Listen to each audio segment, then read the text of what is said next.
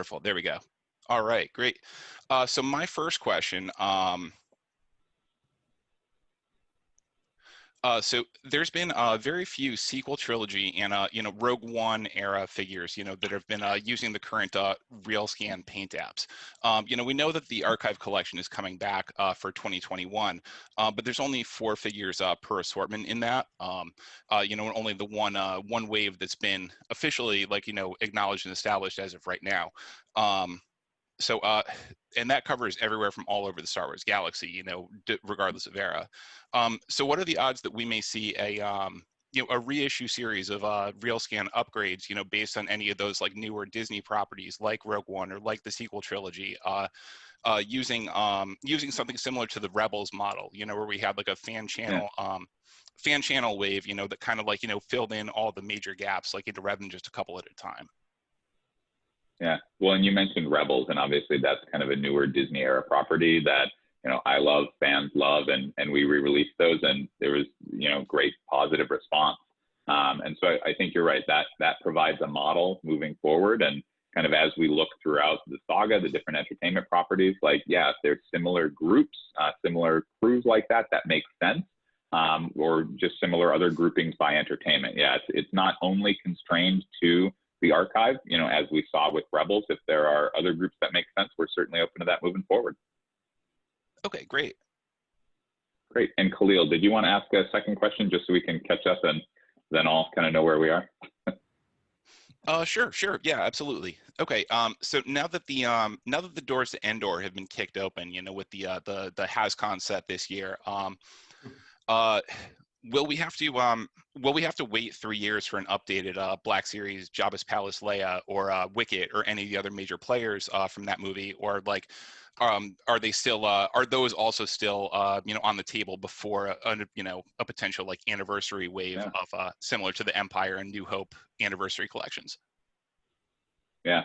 So I think without saying anything about kind of specific characters, as we saw this year, we try to plan things around big entertainment and anniversary beats, but again, someone on the team had this fantastic idea for a convention set of Return of the Jedi Endor figures that, also made sense in mainline, and it was a great idea. And so we don't want to hold it for 3 years. We went forward with it. So Jedi's amazing. Obviously, it concluded the original trilogy.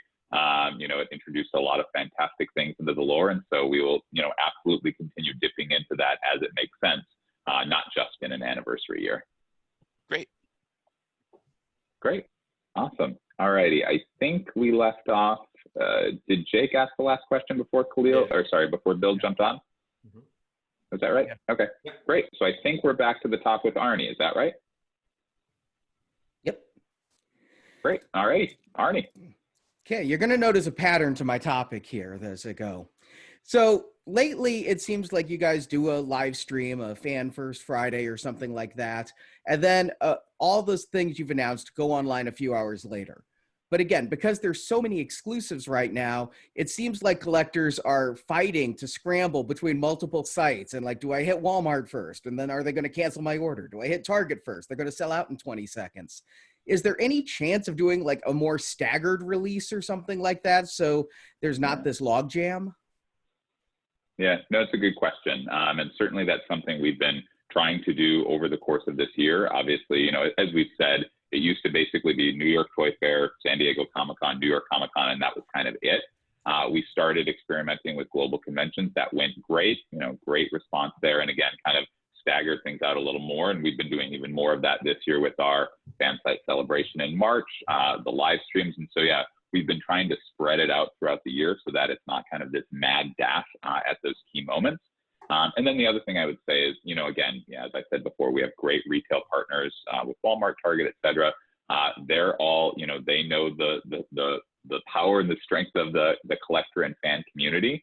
And so, all of us are working together to kind of make that experience, go from good to even better. Because we've definitely seen those unfortunate situations.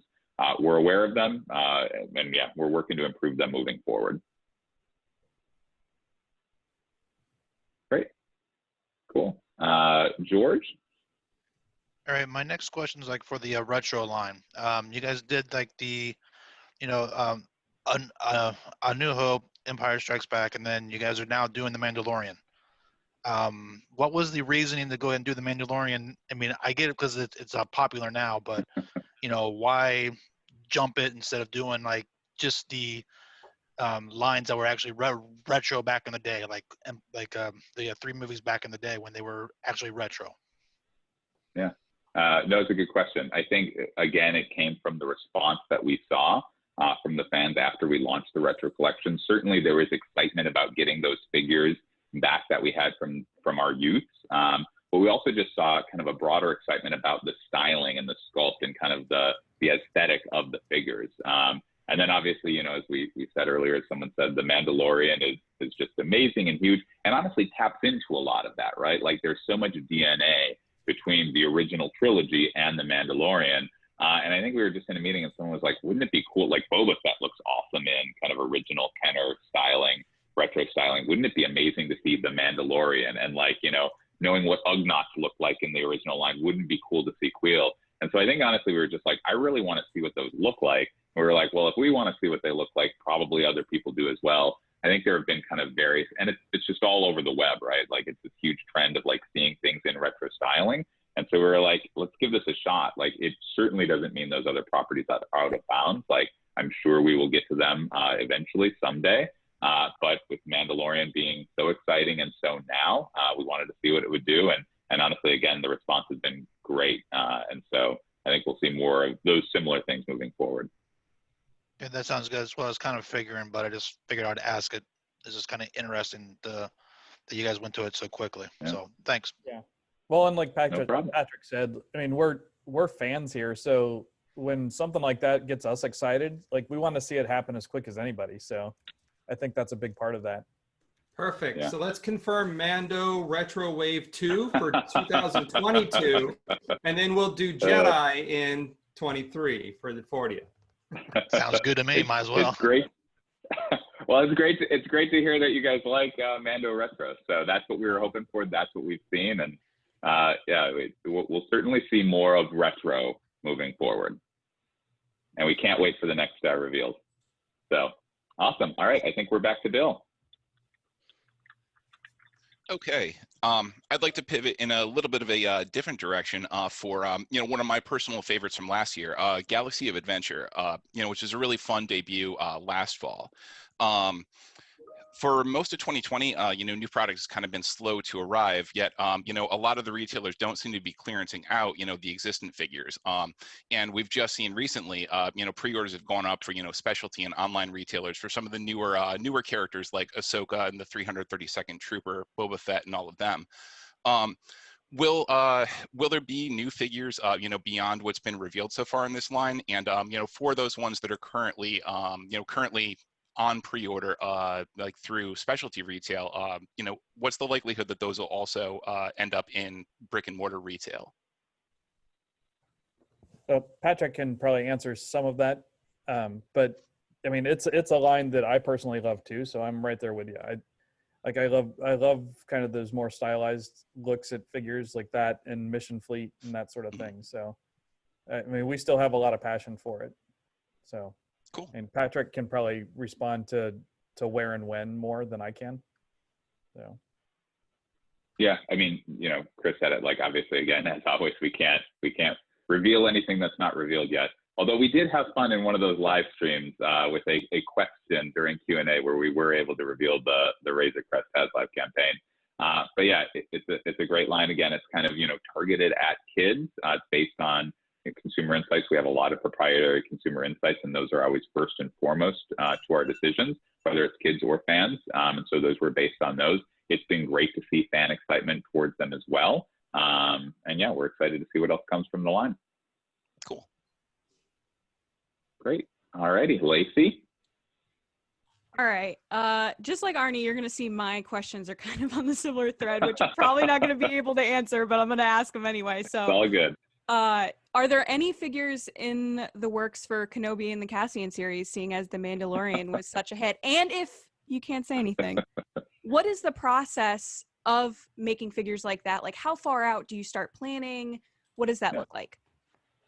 Absolutely. And we always say, like, never feel like you can't answer questions. We're happy to dance around them, as much as we need to. So Kenobi and Cassian, you've gone very far in the future. We're obviously very excited about those programs, without saying anything else more about them. Obviously we always support major Star Wars initiatives. So, that's what I'll say there. But I can't say anything specifically about those programs. In terms of the process, and we've said this, on the record before, it takes, 12 to 18 months to do the toys. And I always reference, Luke Skywalker from Force Awakens. We saw that on the screen the same time everyone else did, and that's why we didn't see a Luke Skywalker figure from Force Awakens until mid-2017, because that's just kind of what the process takes. And we could rush it, but we think it's more important to get the figures right, because we know kind of the attention to detail that we have and you have, and so that's why it takes a little longer sometimes. But whenever they come out, excited to see figures from all the upcoming entertainment. Awesome, thanks. No problem. All righty, Jake. All right. Now the vintage collection appears to be so currently this second wave of vintage collection, since its rebirth, Renaissance, is just releasing basic figures, a few play sets, and large vehicles. But if we go back to 2010, the original vintage collection run, fans were treated to small and medium-sized vehicles, melloways, creatures. Is there a reason those offerings have been dialed back or eliminated from the current version of vintage collection? Yeah, and we certainly do see some of them. I'm not sure exactly what you're calling a small or medium vehicle, but obviously we had the Imperial Troop Transport earlier this year. We had the Skiff last year. Maybe that's a medium-sized vehicle, but yeah, nothing's out of scope, like, in terms of smaller or medium-sized vehicles. Again, if there's the demand there from fans, and if there's a way to commercialize it, either through brick and mortar retail, or obviously, as we're seeing from the Razor Crest, through a HasLab model, creatures, smaller vehicles, it all works. Again, we just have to see the demand there. And, I think it was in a round of interviews like this earlier in the year that we talked a little bit about kind of the demand, and we've been seeing, amazing response from the vintage fans, both the petitions and the online campaigns, and so we've been starting to see some of that as well with sales. And so as we continue to see that, we're excited for the future of the vintage line. I think, again, we've said previously on the record, like, there is a bit more coming. I don't know if either line's ever returning back to the days of 2010 when we had 40, 50 figures in the line. I don't think that's happening, but yeah, we're excited about the future for vintage, and I think we'll see a lot of cool things coming. Great news. Great news. 3 3/4. Bring them all back. Absolutely. That's right. The original scale. Just like that. Okay. I think we're back to Arnie. Let me know if I'm missing anyone. Trying to juggle a bunch of things, but I think we're back to Arnie. So when discussing exclusives, you talked about how new sculpts are the core of the line, and a lot of the exclusives have been repaints, the Carbonized collection, the Credit collection, and things like that. But there have also been recently some core characters that were exclusives. The one that comes to mind is Jedi Luke Skywalker being a Walmart exclusive, and that was very difficult for people to get, and yet that's such a core character that's part of the line. So can you talk a little bit about, will there be chances for those unique characters to come back around for those who weren't able to get the exclusives the first time, either through multi-packs or re-releases or something? Yeah. So kind of in terms of which characters go to exclusives or mainline, it's more of an art than a science. I believe that figure that you're referencing, kind of, we had the tool already, and so it was kind of some meaningful updates. And so that's why it made sense for an exclusive. And again, we were able to get that figure out when there might not have been a slot for it in mainline. To your question about whether there's a future for those figures, absolutely. Again, it's interesting to kind of hear your question in counterpoint to the earlier question about repacks and repaints. Like, and again, I think this all comes down to, like, do the fans want it, right? And so, where there is demand for a re-release of the Luke Skywalker Jedi that fans might not have gotten a chance to get before, absolutely, like, we'll get that back out there. And we're gathering information through, honestly, conversations like this online. There's data in terms of sales and aftermarket values, and we look at all of that to determine that. So yeah, absolutely. Thank you. Absolutely. All righty, George. All right, so my next question is kind of goes to the credit collection. Why did you guys decide to do a card back instead of a box? Because Black Series are usually boxes except for the archive. And also, what's the purpose of the credit? Is that going to be used as some, could that be used as some kind of game feature like later on or something like that, like an add-on that you guys done before with various apps and stuff like that you guys have had before? Yeah, I think with the credit collection, again, this gets to the fact that Mandalorian it just pays such homage to the original trilogy, and there's just so much DNA and links there. And so as we talked about a way to celebrate that, we just kind of thought about a lot of these original things that, existed in kind of the early days of Star Wars and Star Wars figures that were kind of brought forward to the Mandalorian. So the idea of credits, right? Like we've always heard about them. Well, we finally see them in the Mandalorian. And obviously in the toy line, like we had the whole Power of the Force figures with the coins on them. And so someone was like, well, wouldn't it be cool to kind of pay homage to those figures with these credit collection figures that then have, a credit you can use for role play. We also then loved the idea of, the Ralph McQuarrie concept art was such a huge part of the influence of Star Wars, and fans love that. Well, we've got this great concept art in The Mandalorian. Wouldn't it be cool to pay homage to that by doing the concept art for the film out and then do the characters in that deco? And once we kind of went down that line, George, it was kind of apparent to us to do it on a card back, just because we were kind of paying respect and paying homage to the original figures in a way that, you're right, we do with the archive, because that's our kind of timeless collection, and also with our 40th anniversary lines in the Black Series. That's some of the thinking behind the credit collection. All right, sounds good. Thanks. Hopefully somebody got a bonus for the name Credit Collection, because those images played during the credits, and they include the credits. It's spot on. There we go. I'll pass that along to the person who thought about it. All right, I think we're back to Bill. Okay, well, I wanted to actually revisit the retro collection and just ask you, Patrick, and also Chris. This is not about what we'd see in the line, but one of my favorite things about the retro collection overall has been those characters that finally got their due in the Kenner style.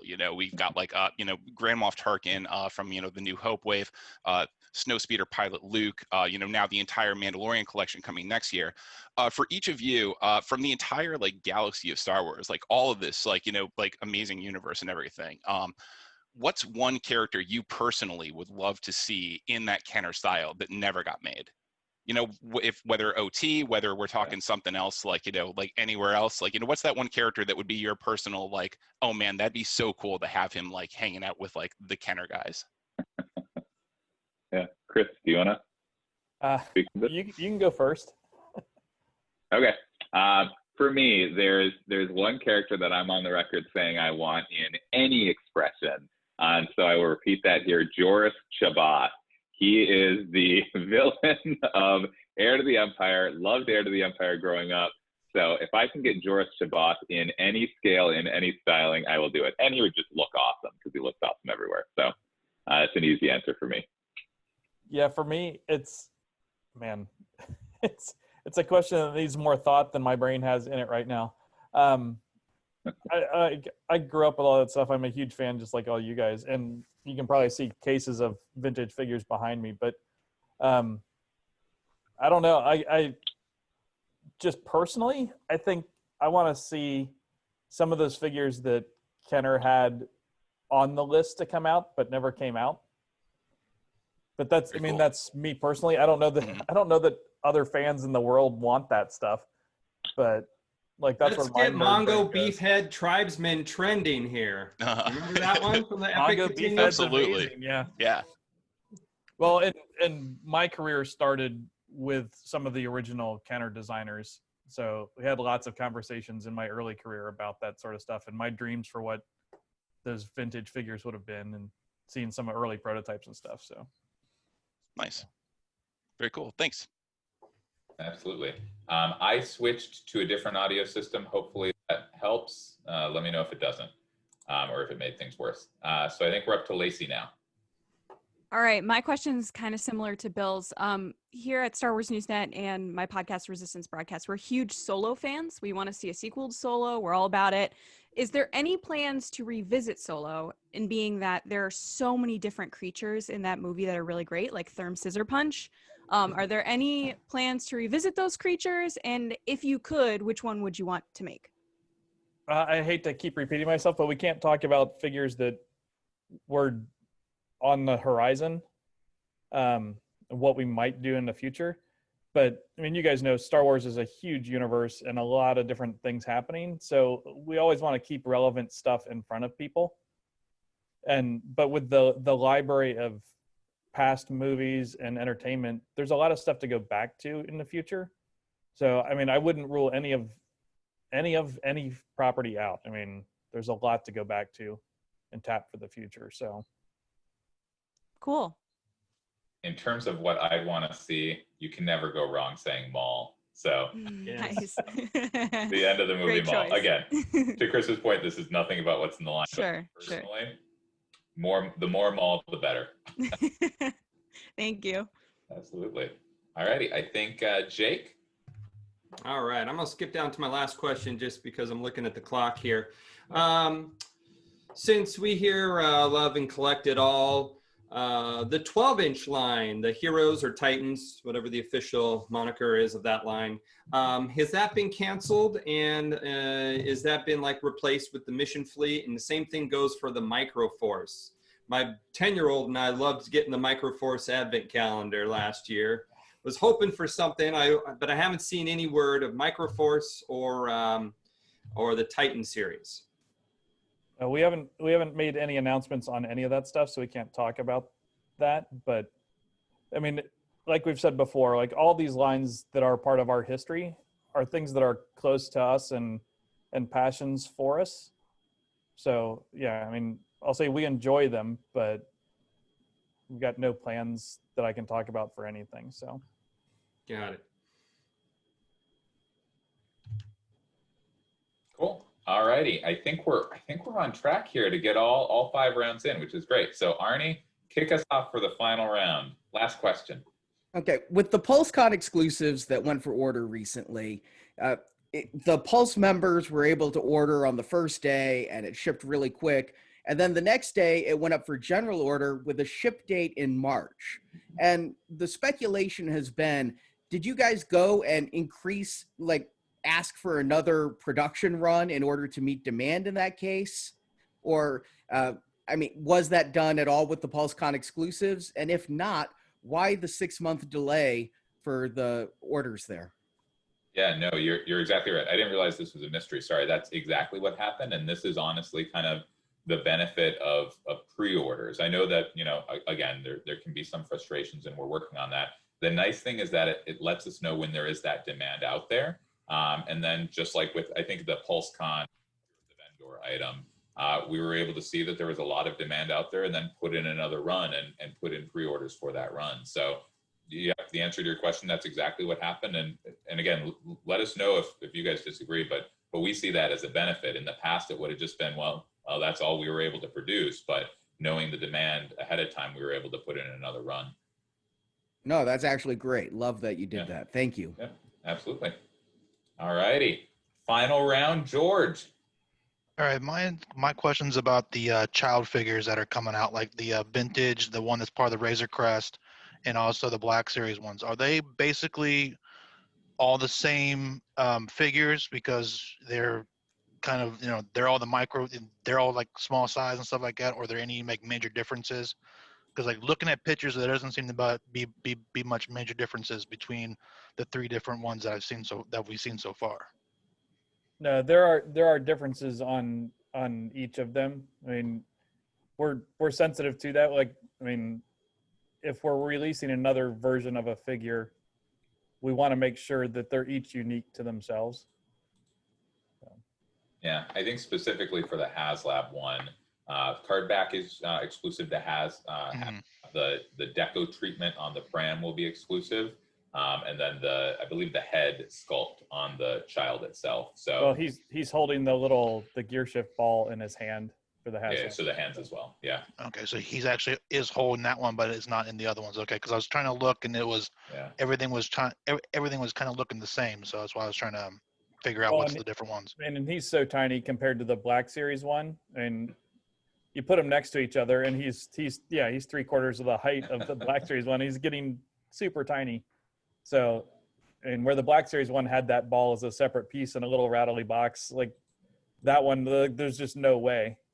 So it's molded into his hand. So yeah. All right, thanks, guys. Absolutely. All right, Bill. All right. I wanted to end with The Mandalorian, which is obviously a show that's rich with characters and aliens. But getting some of the big name supporting characters from it, has been a considerably slow process. So I guess my question was, how much of a decisive factor was only having a few of those characters, Mando himself, Cara Dune and everything, before the show premiered last year versus now that we're, just beginning season 2, and it's established that the show is a smash hit. Like, people are crazy over Mandalorian. How does that influence, like, the amount of attention that property gets and, like, the pattern of, like, only a few kind of core characters versus like expanding it out to, more supportive characters, knowing the popularity of the property.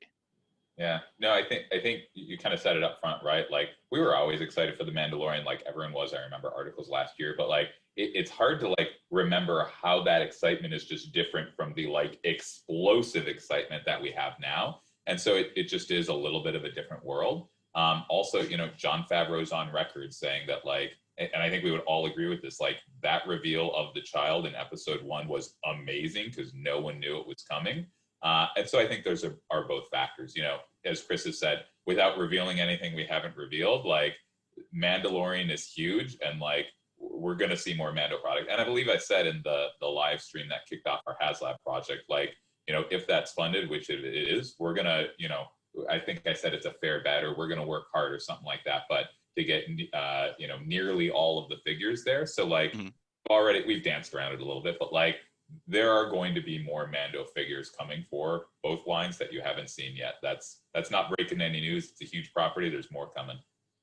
Well, and to bounce off of some of the comments we've made earlier in questions, and with so many properties from Star Wars and so many characters and so many things that we still want to do, each time we make a decision for this, we've got to balance all that, because it's a good point. And when there are a certain number of figures we're going to bring out, and how many of those we dedicate to new content like Mandalorian versus, well, finding a place to put in that character from Solo that we still want to get out, or like all that sort of thing. It's a giant balancing act. And each time, I mean, there are a lot of properties that don't have the problems we do. And I say that jokingly because I don't think of them as problems. Like, we've got so many rich characters to look at, and it's a blessing that we've got that kind of depth and breadth of all the different Star Wars properties to draw on. But it complicates which choice we make each time. Yeah. So. All right, lightning round for the last 2 questions. Lacey, hit us. For the Mandalorian line so far, everything that you guys have put out, which has been awesome, what's been your favorite piece? Razor Crest. Yeah, that's an easy one for me too. It's easy, yeah. Razor Crest is an easy answer. I'm trying to think of a more like niche answer. Razor Crest is just so. I mean, I love the Mission Fleet speeder bike. Yes. Yeah, with the little Baby Yoda and the pram sidecar. Yeah, thing. people really love those. Yeah, it's super fun. Only Mission Fleet I bought. I will say credit collection as well. We talked about it already, but just I love all the ties to the past with that. It was a really cool idea. Awesome. Thanks, guys. Yeah. Jake, bring us home. All right. Final question. The first wave of retros on New Hope, there were some struggles with they're holding, new concept, rescanning and designing the retro figures. There was some struggles with getting them to hold weapons. That was completely corrected for Empire Strikes Back wave. But now we see in The Mandalorian a Star Wars stormtrooper coming back as the Remnant. Is that going to include any sculpting modifications to help that blaster stay in that hand? Or are we keeping these on the card? I don't know. Are you keeping them on the card? I'm curious about that myself. I buy 2 of each of these, so I can. There you One and one. So they're all getting open. They're all staying on the card. Well, we're constantly trying to improve things as we go. I don't know if that one specifically was addressed, but I mean, I don't know about you, but most of my vintage figures don't hold weapons either. So, like, I mean, how it's a balancing act of how authentic you want them. Right. And yeah, find me a pile of vintage figures that hold all their weapons right. And Crooked, you mean? yeah, exactly. Yeah, you got to turn them sideways and wedge them in there. So, yeah, perfect. Cool. Awesome. Thank you guys so much. We have to run to another round, but again, just can't state how much we appreciate this. You guys taking your time probably during your lunch hour. And again, this was really fun. So looking forward to doing it again. Thank you so much Thanks so for much, inviting guys. us. Really appreciate it. Absolutely. Really appreciate this. It was great. Thanks, Have a great guys. day. Bye. Bye.